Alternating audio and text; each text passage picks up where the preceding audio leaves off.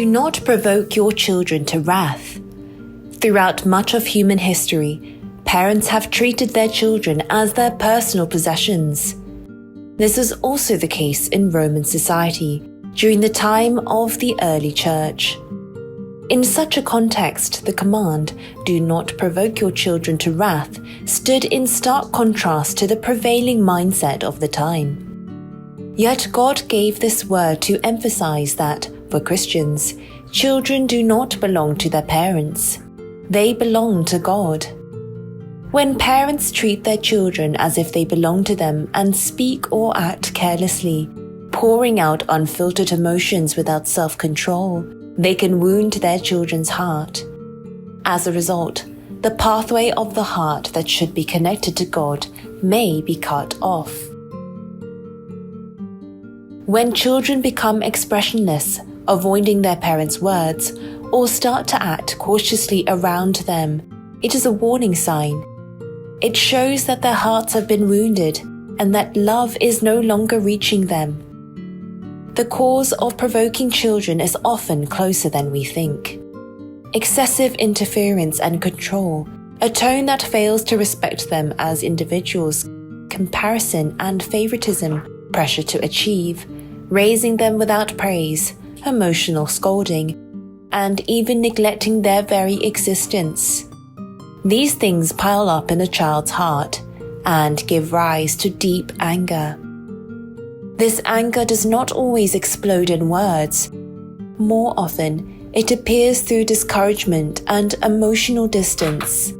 In the end, it can lead to fear and distrust toward God. God has not stopped at the command, "Do not provoke your children to wrath." He has also opened a new path. Bring them up in the training and admonition of the Lord. This training refers to correction through discipline, not as a means of punishment, but as a loving act to help a child correct their wrong and find the right path. Admonition, on the other hand, is teaching through words.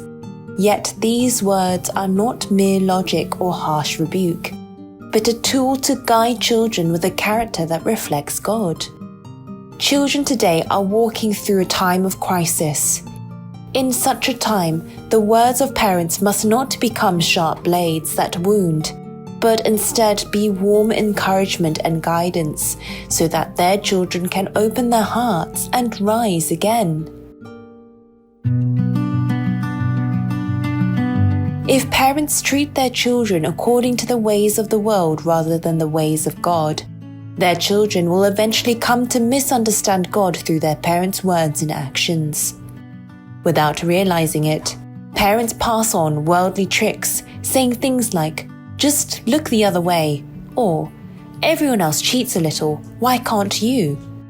But these words can end up becoming the standards that shape their children's entire lives. What children should receive from their parents is not this kind of thinking, but discipline and instruction according to the will of the Lord. This is why the Bible speaks clearly.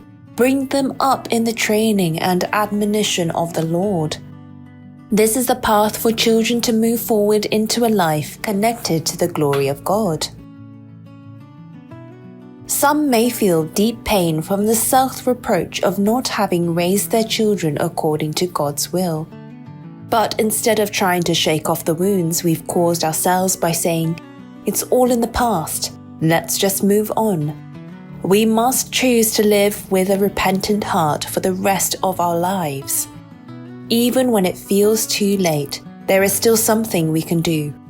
From this moment on, let us strive to become the hands of God to our children and to all those whom God has entrusted to our love. There is still something we can do. Our repentance, our efforts to change, and our honest and consistent way of life can still reach someone's heart. God will cherish these things and use them for His beautiful work.